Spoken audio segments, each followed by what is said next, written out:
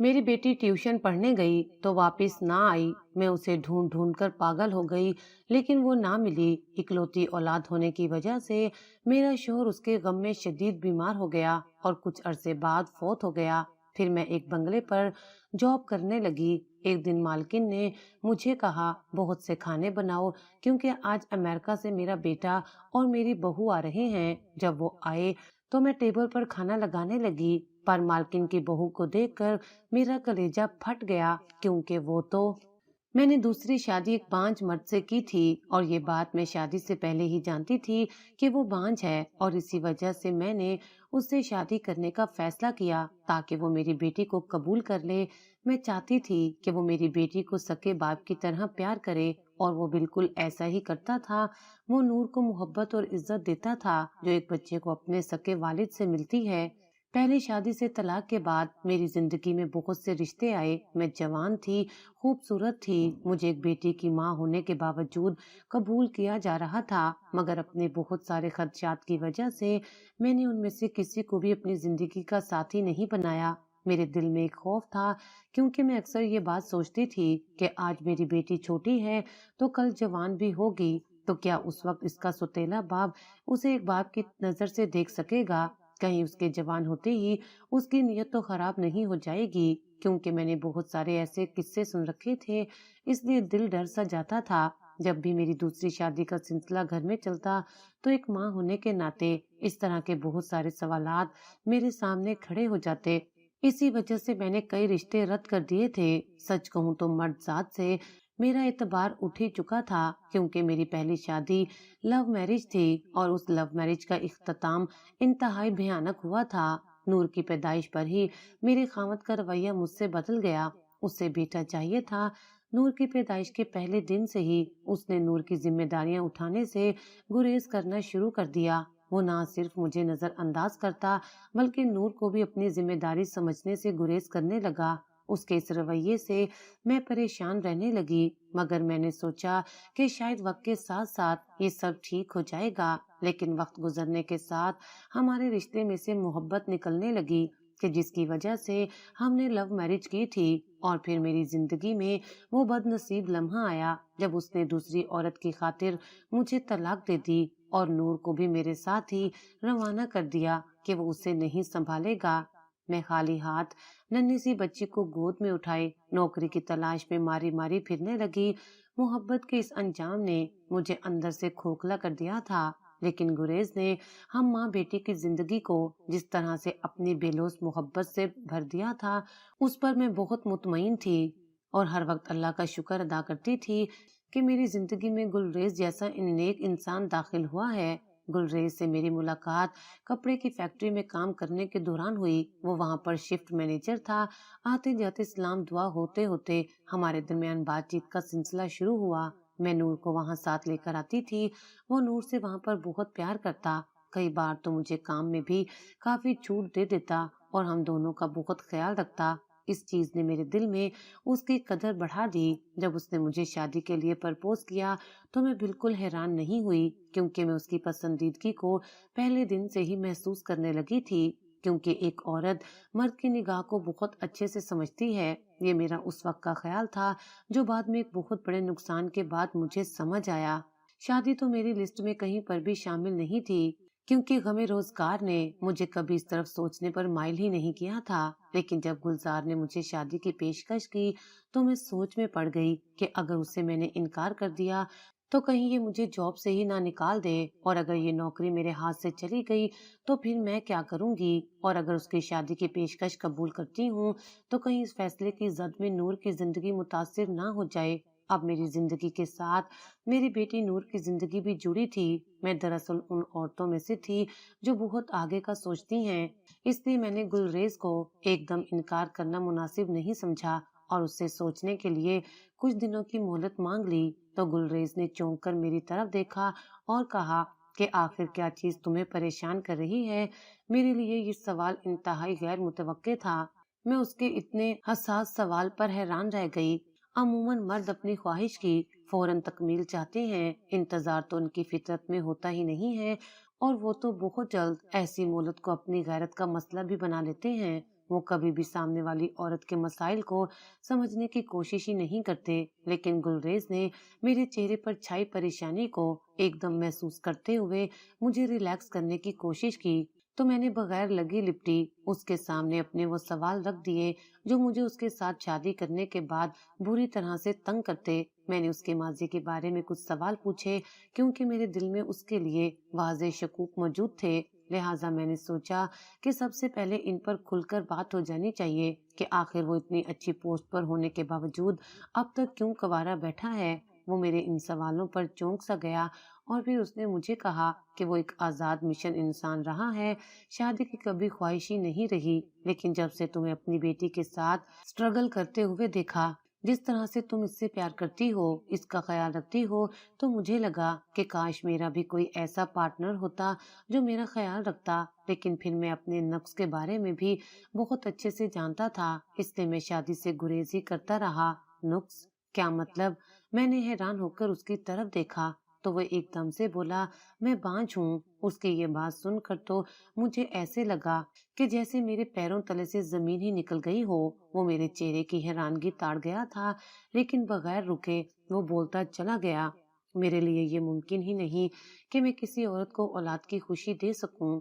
ظاہر ہے ایسی میرج کہاں زیادہ دن تک چلتی ہے۔ شادی کے دوسرے ماہ ہی میری بیوی بچوں کی خواہش کا ذکر میرے سامنے چھیڑ دیتی اور سال کے بعد تو وہ مجھے گھسیٹ کر ڈاکٹر کے پاس لے جاتی، جہاں ظاہر ہے میرے ٹیسٹ ہوتے اور سب کچھ سامنے آ جاتا۔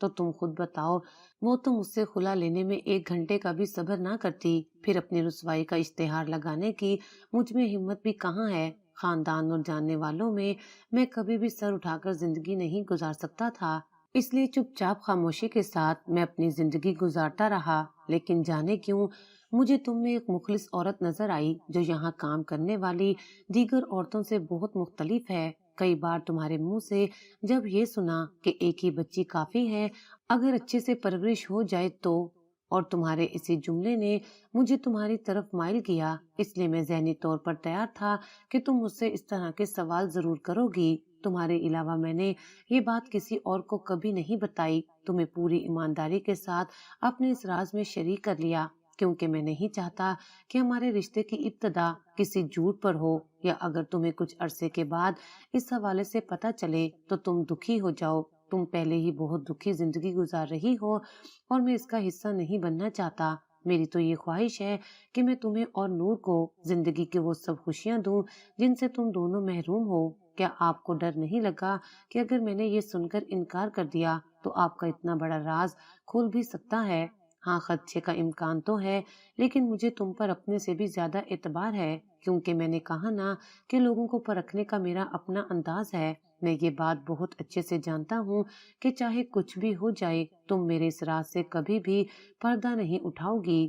اب فیصلہ تمہارے ہاتھ میں ہے کہ تم یہ سب جاننے کے بعد آیا میرے ساتھ زندگی گزارنا چاہتی ہو یا نہیں۔ تم یہ فیصلہ پورے دل سے کرنا، اگر تم انکار بھی کرتی ہو تو بھی مجھے کوئی مسئلہ نہیں، اور نہ ہی اس فیصلے کا تعلق تمہاری جاب سے ہے۔ تم انکار کے باوجود بھی پہلے کی طرح ہی یہاں پر جاب کرتی رہو گی، اس انکار سے تمہاری عزت اور وقار پر کوئی حرف نہیں آئے گا، یہ میرا تم سے وعدہ ہے۔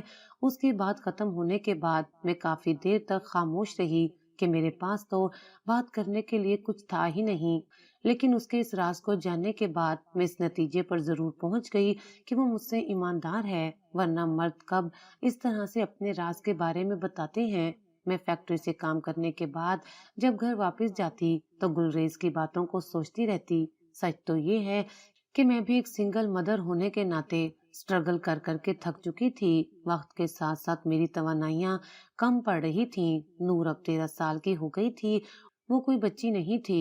3-4 سال کے بعد اس کی شادی کا مرحلہ بھی میرے کندھوں پر تھا، جو ظاہر ہے میرے لیے سب اکیلے کرنا آسان نہیں تھا، یہاں تک کہ میں نے زندگی کی گاڑی کو جیسے تیسے چلایا تھا، وہ میرا دل ہی جانتا تھا۔ لیکن گلریز کی باتوں نے میرے اندر پھر سے اس جذبے کو جگا دیا تھا جسے میں نے بڑی مشکل کے ساتھ تھپک تھپک کر سلایا تھا۔ مرد کا ساتھ ایک عورت کو ہمیشہ چاہیے ہوتا ہے۔ یقین کیجئے کہ طلاق کے بعد بھی ایک عورت کی خواہش مرد ہی رہتا ہے، لیکن میں نے اپنی اس خواہش کو بڑی مشکل سے دبایا، لیکن گلریز کے پرپوز نے اس خواہش کو پھر سے میرے سامنے منہ زور کر کے رکھ دیا تھا۔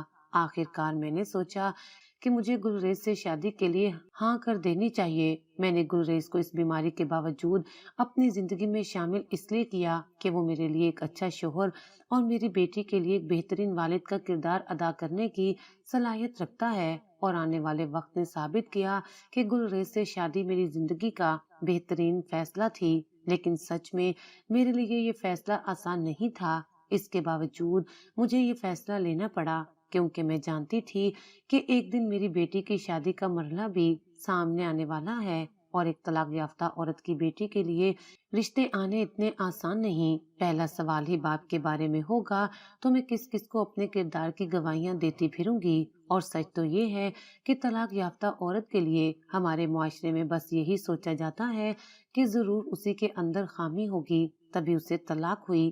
کوئی بھی مرد کے کردار پر جلدی جلدی انگلی نہیں اٹھاتا، اس لیے نور کی شادی کے مرحلے پر ایک ایسے مضبوط مرد کا کردار بہت ضروری ہے جو اسے باپ کی شفقت کے سائے میں اگلے گھر رخصت کر سکے۔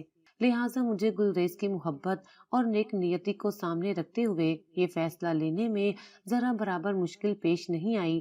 میں جانتی تھی کہ وہ میری بیٹی کو اپنے دل سے قبول کر چکا ہے اور اس کا بالکل بیٹی کی طرح ہی خیال رکھے گا، اور وہ میرے لیے ایک ایسا ساتھی ثابت ہوگا جو میری زندگی کے تمام دکھوں میں میرا ساتھ دے گا۔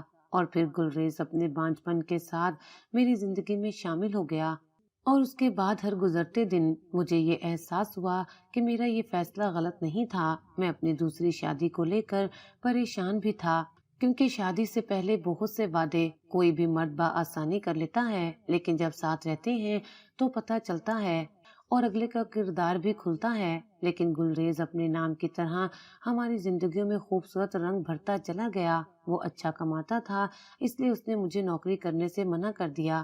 جب بھی پہلی کو تنخواہ ملتی وہ ساری کی ساری تنخواہ لا کر میرے ہاتھ میں رکھ دیتا۔ میں اس بات پر اتنا شکر ادا کرتی کہ کئی بار میرے آنسو نکل آتے۔ میں اس گھر کے سیاہ سفید کی مالک گلریز کی وجہ سے بن گئی۔ میں بہت کفایت شعاری سے گھر کا نظام چلا رہی تھی، لیکن اگر کبھی نور کسی بات کی فرمائش کرتی تو میرے انکار پر گلریز باقاعدہ مجھ سے لڑ پڑتا اور پھر فوراً نور کی فرمائش پوری کر ڈالتا۔ وہ میری بیٹی کے ساتھ ایسا سلوک کرتا جیسے وہ اس کی اپنی بیٹی ہو۔ نور بھی اس کے ساتھ بہت خوش تھی، وہ اس کے ساتھ ہنستی کھیلتی اور ان کے درمیان ایسا رشتہ قائم ہو گیا جو خون کے رشتے سے بڑھ کر تھا۔ میری زندگی میں سکون واپس آ چکا تھا۔ نور کا اسکول قریب ہی تھا، روزانہ گلریز اسے اسکول چھوڑنے اور واپس لانے جاتا تھا۔ وہ اس ذمہ داری کو ہمیشہ خوشی سے نبھاتا اور میں مطمئن رہتی کہ نور ایک محفوظ ماحول میں ہے۔ گلریز کے ساتھ میری زندگی میں ایک خوبصورت بہار آ گئی۔ اس نے اپنی زندگی میں ہمیں اتنی محبت اور سکون دیا کہ میرا ہر بات پر اللہ کا شکر ادا کرنے کا دل کرتا تھا۔ سب کچھ ٹھیک چل رہا تھا، لیکن قسمت کو شاید یہ سکون منظور نہ تھا۔ ایک دن معمول کے مطابق نور اسکول گئی، مگر مقررہ وقت پر گھر واپس نہ آئی۔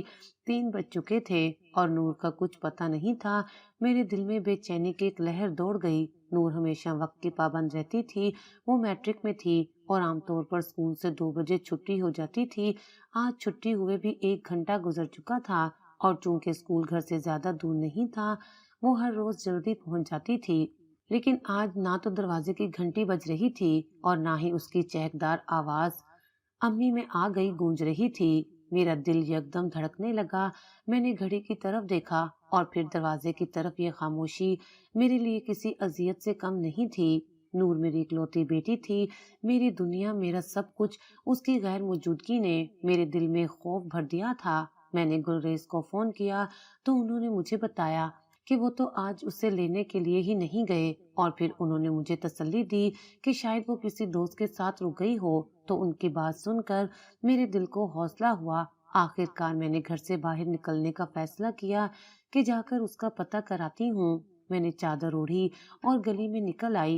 باہر بچے کھیل رہے تھے، کچھ مدرسے جانے کے لیے تیار ہو رہے تھے اور چند بزرگ اپنی شام کی چہل قدمی کے لیے نکلے ہوئے تھے، لیکن نور ان میں کہیں نظر نہیں آ رہی تھی۔ میں نے نور کی 2 قریبی سہیلیوں کے گھروں کا رخ کیا تھا، دروازہ کھٹکھٹایا اور ان سے پوچھا، بیٹا نور کہاں ہے؟ وہ تمہارے ساتھ اسکول سے نکلی تھی؟ ان میں سے ایک نے جواب دیا، ہاں خالہ، وہ ہمارے ساتھ ہی نکلی تھی، لیکن ہم اپنے گھر کی طرف مڑ گئے، وہ اپنے راستے پر چل دی۔ کیا وہ اب تک نہیں پہنچی؟ تو کہاں ہے نور؟ ان کی یہ بات سن کر تو میرا دل ہی دہل گیا۔ یہی سوال تو میرا تھا کہ میری نور گھر کیوں نہیں پہنچی۔ میرے ہاتھ پیروں میں ٹھنڈک سی اترنے لگی، دل میں خوف کے سائے گہرے ہونے لگے۔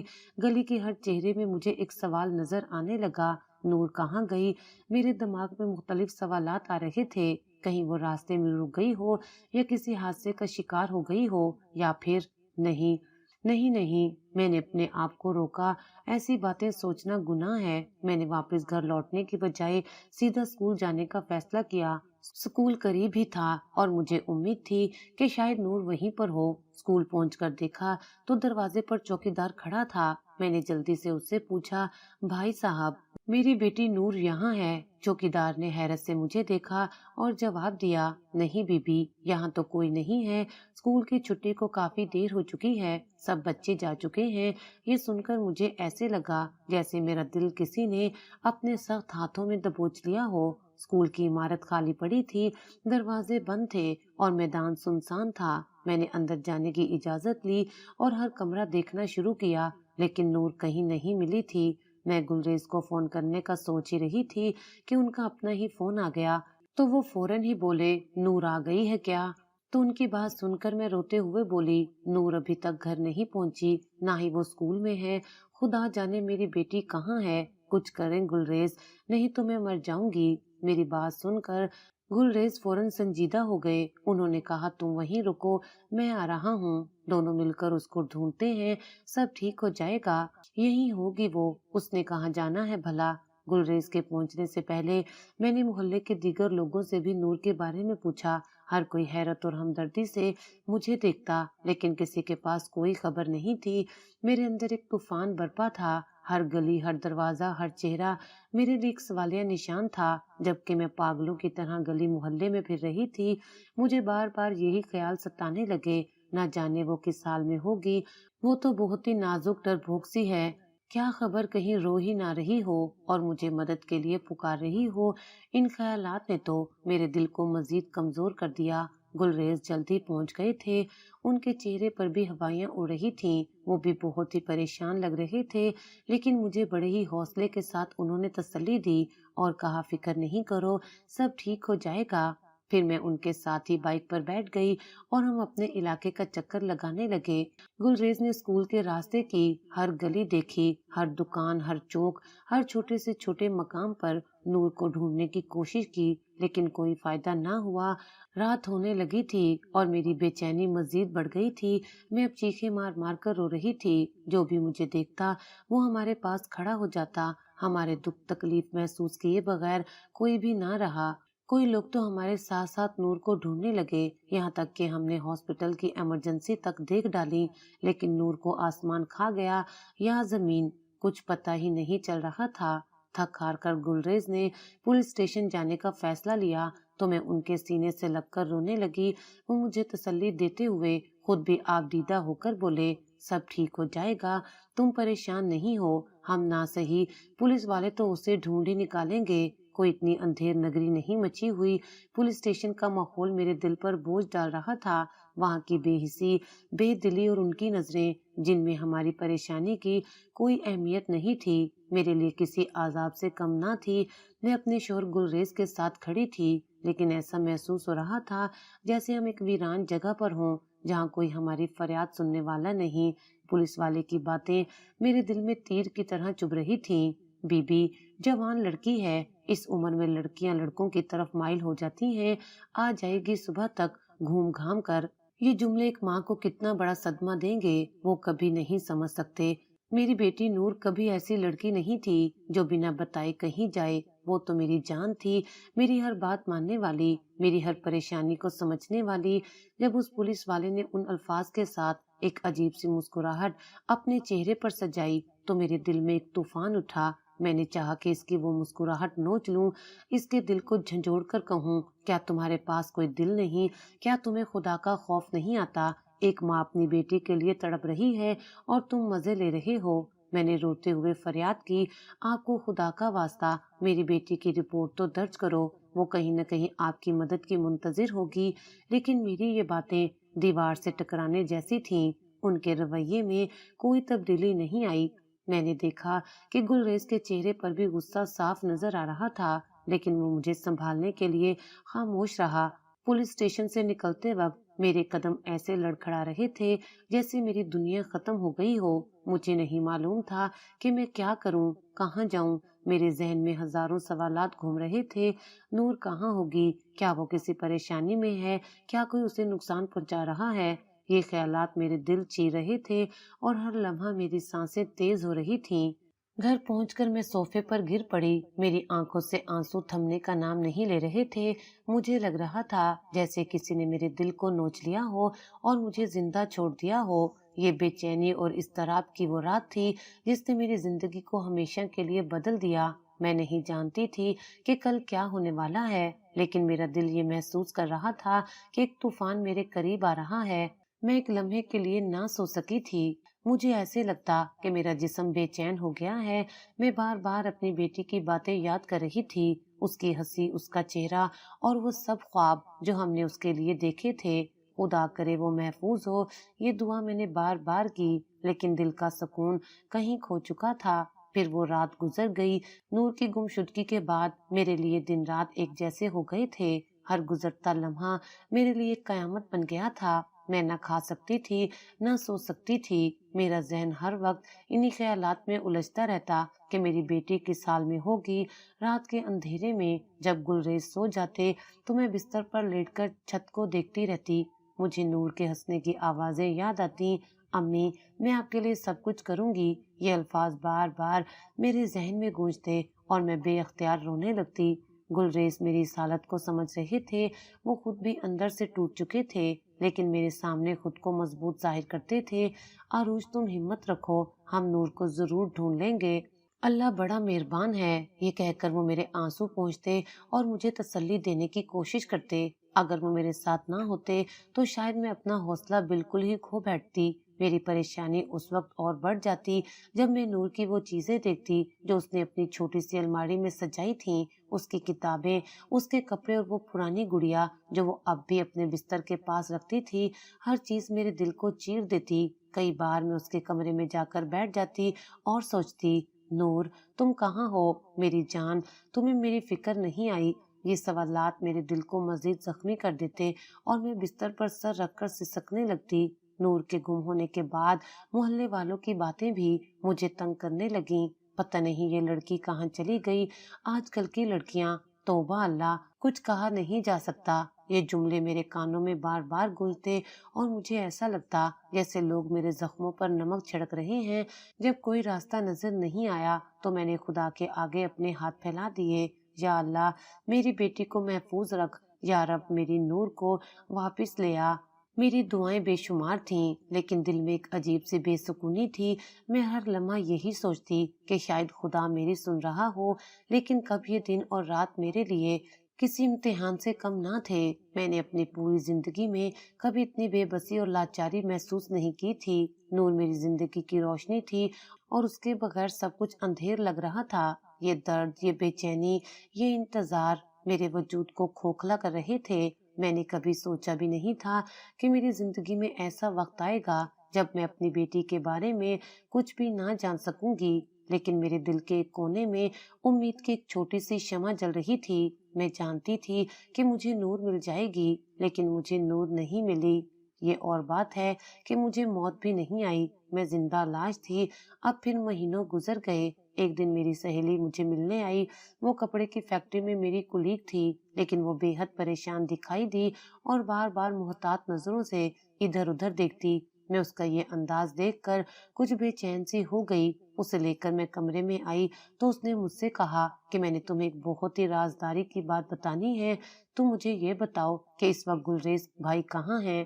تو میں نے اسے کہا کہ گلریز گھر پر نہیں ہے، تم اطمینان سے بیٹھو، میں تمہارے لیے چائے بنا کر لاتی ہوں۔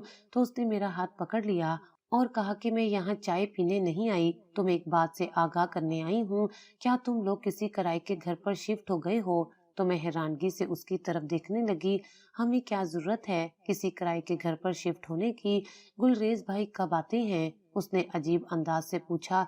तो मैंने झट से कहा, तुम्हें तो पता है कि पहले वो शिफ्ट इंचार्ज थे, अब सुपरवाइजर बन गए हैं, तो काम का वर्कलोड ज्यादा है, तो अक्सर घर आने में देर सवेर हो ही जाती है। वो मेरी बात सुनकर बिल्कुल भी मुतमईन ना हुई और मोहतात अंदाज में मेरे करीब आकर बैठ गई। फिर मेरे कान में सरगोशी करते हुए बोली, मैंने नई जगह घर किराए पर लिया है, वहां मैंने गुलरेज भाई को देखा है, उन्होंने भी उसी गली में एक किराए का घर ले रखा है। मुझे लगा कि वो तुम्हें लेकर यहाँ शिफ्ट हुए हैं, तो मैं उनके घर गई, बहुत दस्तक दी, मगर अंदर से किसी ने भी दरवाजा नहीं खोला।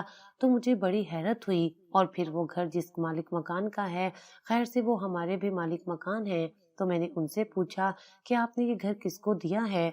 तो उन्होंने कहा है कि कोई नया शादीशुदा जोड़ा इस घर में आया है, बाल बच्चे कोई नहीं है, बस दोनों मियाँ बीवी हैं। तो मैं हैरान रह गई, सोचा तुम यहाँ शिफ्ट हो गई हो। तो मैं उसकी बात सुनकर हक्का बक्का रह गई। मेरे कान सुन हो चुके थे। मेरी सहेली की बातें मेरे दिमाग में किसी धमाके की तरह गूंज रही थीं। गुलरेज, एक किराए का घर और उसमें किसी औरत के साथ शादी, ये अल्फाज मेरे लिए नाकाबिले यकीन थे। मैं वहीं बैठे बैठे खुद को संभालने की कोशिश कर रही थी, लेकिन दिल का सुकून कहीं खो चुका था। मेरी आंखों के सामने अंधेरा छा रहा था, जैसे किसी ने मेरा सब कुछ छीन लिया हो। गुलरेज दूसरी शादी करेंगे? नामुमकिन, मैंने डूबती हुई आवाज में कहा। मेरी सहेली ने मेरे शाने पर हाथ रखा और कहा, अरूज, खुद को संभालो, ये वक्त जज्बाती होने का नहीं है। मैंने जो देखा वही तुम्हें बता रही हूँ, लेकिन हो सकता है मैं गलत हूँ। तो मैंने उसे उम्मीद भरी नजरों से देखकर आहिस्ता से कहा कि अल्लाह करे ये खबर झूठी हो। तो वो सर हिलाते हुए बोली, देखो मैं भी इंसान हूँ, बाज़ औक़ात आंखों देखी बात भी दुरुस्त नहीं होती। मैं तुम्हें बस आगाह करना चाहती हूँ, बाहैसियत एक बीवी के तुम्हें ये सब पता तो होना चाहिए।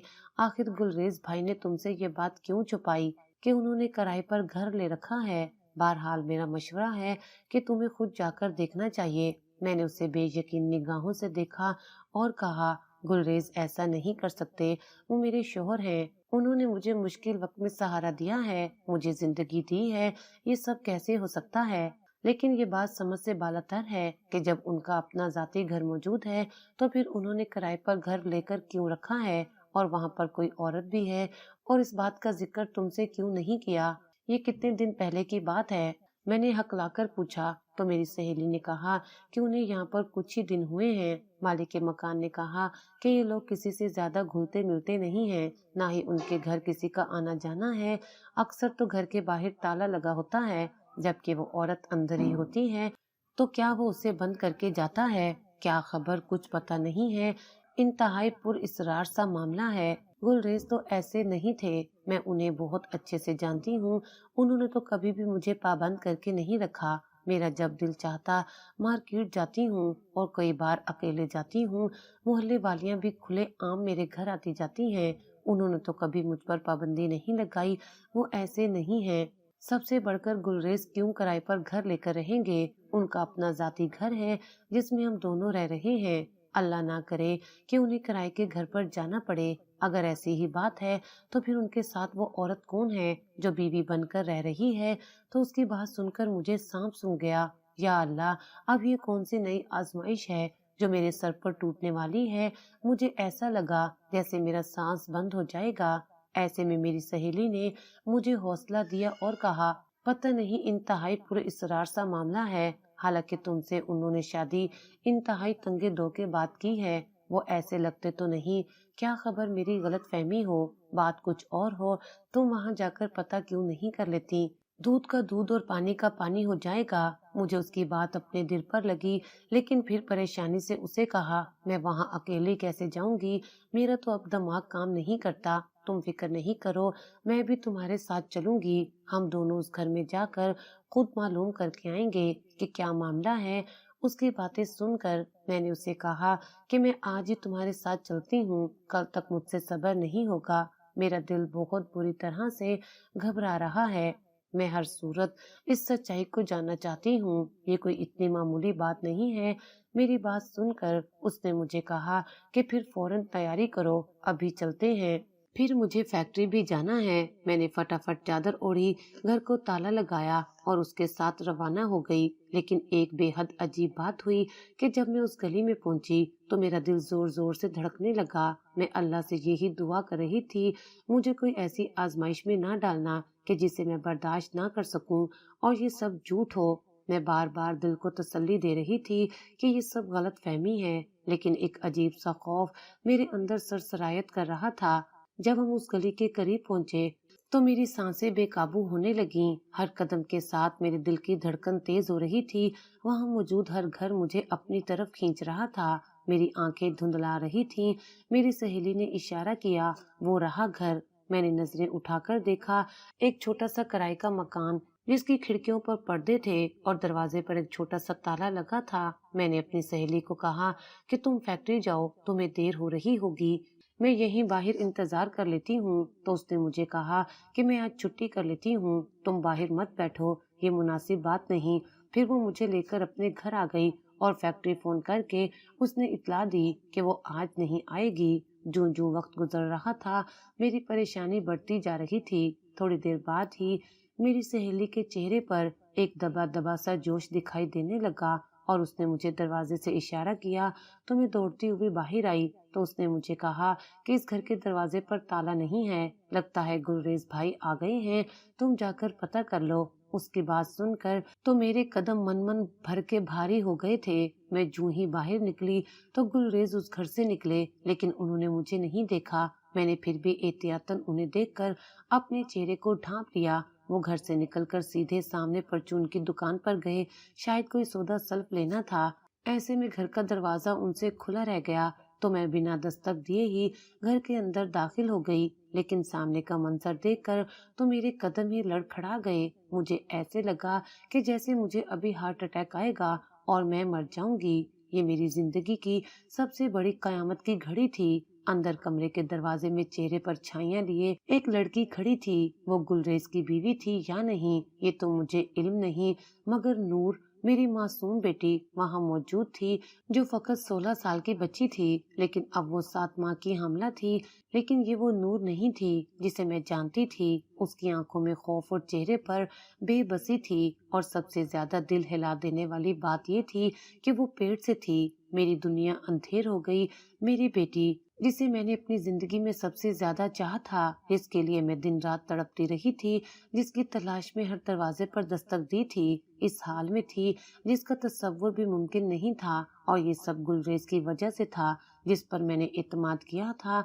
मेरी बेटी का सबसे बड़ा मुजरिम निकला। नूर मुझे देखते ही चीख पड़ी और तेजी से मेरे पास आई। वो मेरे गले लग गई और ज़ारों कतार रोने लगी। अम्मा मुझे बचा ले, अम्मा मुझे यहाँ से ले चलें। वो कांप रही थी और उसकी आवाज में ऐसी बेबसी थी कि मेरा दिल टुकड़े टुकड़े हो गया। मैं कुछ कह नहीं पा रही थी, मेरा दिमाग सुन्न हो चुका था। मेरी बेटी, मेरी नूर, जो सिर्फ 16 साल की थी, इस साल में कैसे पहुंची? नूर ने अपनी कांपती आवाज में कहा, अम्मा, ये गुलरेज दरिंदा है, इसने मुझे बाप का सहारा दिया, लेकिन मुझे बेटी नहीं समझा, इसने मेरे साथ। उसका जुमला अधूरा रह गया, लेकिन उसकी आंखों के आंसू और उसकी कांपती आवाज सब कुछ कह रही थी। मेरी बेटी की मासूमियत, उसका बचपन, सब कुछ खत्म हो चुका था। मैंने उसे अपने गले से लगाया और तड़पते हुए कहा, नूर, तुम्हें कुछ नहीं होगा, मैं हूं ना, मैं तुम्हें इस जहन्नुम से निकालूंगी। उसी लम्हे दरवाजा धड़म से खुला और गुलरेज अंदर दाखिल हुआ। उसकी नजरें हम पर पड़ते ही उसके चेहरे का रंग उड़ गया। वो चंद लम्हे के लिए साकित खड़ा रहा। गुलरेज, ये सब क्या है? तुमने इसे अगवा किया और फिर मेरे साथ मिलकर उसे ढूंढने का ढोंग रचाते रहे। मैं चीख कर बोली, मैंने कुछ नहीं किया। वो मिनमिनाते हुए बोला, इसने ही मुझे कहा था।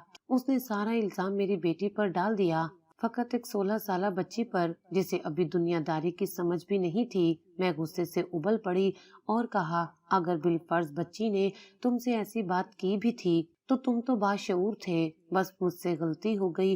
वो गिड़गिड़ाते हुए बोला, मुझे माफ कर दो, मैं जरूर माफ करूंगी, लेकिन पहले मुझे ये बताओ कि इसके साथ ये जुल्म किसने किया? तो उसकी निगाह झुक गई, मगर नूर एकदम से गुस्से से बोली, ये गुनाह भी इसी का है, और मैं कोई भागकर इसके साथ नहीं आई, बल्कि स्कूल वापसी पर इसने मुझे अगवा किया। पहले कच्ची बस्ती में कुछ अरसे रखा اور اب यहाँ लेकर आया है। तो नूर की बात सुनकर मेरे पैरों तले से जमीन ही निकल गई। मैं बेयकीनी से उसकी तरफ देखकर बोली, तुमने तो कहा था कि तुम बांझ हो, फिर ये क्या है? ये कोई बांझ नहीं है अम्मी, इसने पहले दिन से ही मुझ पर निगाह रखी थी, बस मैं ही डर के मारे आपको बता नहीं पाती थी। ये मुझे आपकी गैर मौजूदगी में इंतहाई गलत अंदाज में छूता था। मैं जब इसे मना करती तो ये मुझे कहता कि खबरदार अम्मी को बताया, वरना तुम्हारी अम्मी को जान से मार डालूंगा। तो इसकी ये बातें सुनकर मैं डर जाती थी, इसलिए आपको कभी बता नहीं पाई। मैंने चीखकर गुलरेज से कहा, मेरी नाक तले ये सब होता रहा और मैं कितनी बदबख्त औरत थी कि कुछ ना समझ सकी। तुमने इतना बड़ा झूठ अपने बारे में बोलकर मुझसे शादी की, यानी पहले दिन से ही तुम्हारी नजर मेरी बेटी पर थी। और तुम ये बात तो अच्छी तरह से जान गए थे कि तुम्हारी शादी कभी भी मेरी बेटी के साथ नहीं हो सकती। इसलिए मेरी बेटी तक पहुंचने के लिए तुमने मुझे इस्तेमाल किया। शर्म से डूब मरना चाहिए तुम्हें। अगर तुम्हारी वक्त पर शादी हो जाती तो ये तुम्हारी बेटी की उम्र की होती। लानत हो तुम पर। मेरी आवाज में दर्द और गुस्सा था। मेरी चीख से मोहल्ले वाले जमा होने लगे तो गुलरेज ने वहां से भागने की कोशिश की, जो मोहल्ले वालों ने नाकाम बना दी, क्योंकि वो मेरी बातों से कुछ कुछ मामले को जान गए थे और अब उसकी ठीक ठाक दुर्गत बन रही थी। किसी ने फौरी तौर पर पुलिस को इत्तला दी। पुलिस भी जल्दी पहुंच गई और गुलरेज को गिरफ्तार कर लिया। वो अब भी कुछ कहने की कोशिश कर रहा था, लेकिन उसके अल्फाज बेमायनी थे। मैं अपनी बेटी को गले लगाए बैठी थी। उसकी हालत देखकर मेरा दिल खून के आंसू रो रहा था। गुलरेज को सजा मिलेगी ये मैं जानती थी, लेकिन उसने जो मेरी बेटी से छीना वो कोई भी सजा वापस नहीं ला सकती थी। नूर मेरे सीने से लगी रो रही थी और मैं उसके सर पर हाथ फेरते हुए खुद को संभालने की कोशिश कर रही थी, लेकिन मेरे दिल में सिर्फ एक सवाल था, आखिर ये सब मेरे साथ ही क्यों हुआ? अपनी ये दुख भरी कहानी सुनाने का मकसद फकत ये है कि अगर आपकी बेटी है तो दूसरी शादी ना करें, लेकिन अगर नागुजीर है तो सुतेले बाप पर एतबार ना करें।